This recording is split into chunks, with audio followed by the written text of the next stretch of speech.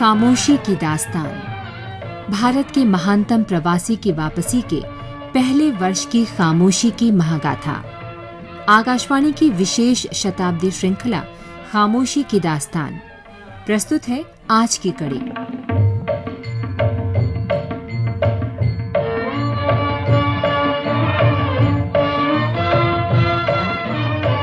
पत्रों और लोगों की आवाजाही के हिसाब से अगस्त महीने का दूसरा पखवाड़ा खासा व्यस्त रहा। गांधी ने इस अवधि में छोटेलाल तेजपाल, तिलक, श्रीनिवास शास्त्री, A.H. वेस्ट और नारनदास को एक नहीं कई चिट्ठियां लिखी। एक चिट्ठी माधुरी प्रसाद को संबोधित थी। माधुरी प्रसाद ने अपने पत्र के साथ एक और चिट्ठी नत्थी कर दी थी, तोताराम की। तोताराम फिजी के उजाड़ और डरावने माने जाने वाले इलाके भूत लेन में गिरमिटिया मजदूर की तरह 21 साल बिताकर लौटे थे। लगभग अनपढ़ लेखक तोताराम चाहते थे कि गांधी फिरोजाबाद आएं, उनके शहर। गांधी ने पत्र का उत्तर माधुरी प्रसाद को भेजा। लिखा, तोताराम जी की चिट्ठी मिली, मेरे पास अभी फिरोजाबाद आने का समय नहीं है। आश्रम की व्यस्तताएं ऐसी हैं कि यहां से निकल नहीं सकता। पंडिताई करने वाले समाजसेवी तोताराम बाद में गांधी से मिले और आश्रम में रहने लगे। वहीं रहे जीवन के अंत तक। इसी दौरान गोमती बेन ने गांधी को बताया कि वो स्वेच्छा से गहनों का त्याग कर रही हैं। अब कोई आभूषण नहीं पहनेगी। एक एक कर सारे गहने उन्होंने उतार दिए।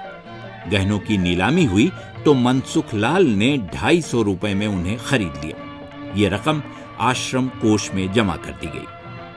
मनसुख लाल 10 दिन पहले ही आश्रम आए थे, जमुना दास के एक दिन बाद। इसी अवधि में शिवरामन, माधवन, जेठालाल, अमर सिंह, करीम भाई शालवाला, चुनीलाल, दयाल जी और अब्दुल करीम सेठ भी आए। बढ़ई ने दोबारा काम शुरू कर दिया, इस बार 45 रुपए महीने पर।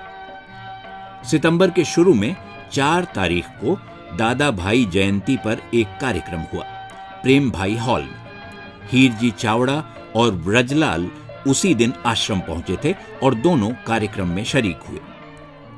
ब्रजलाल का व्यवहार आश्रम के नियमों से मेल नहीं खाता था। हफ्ते भर के अंदर एक दिन गांधी को उनकी शुद्धि के लिए उपवास रखना पड़ा।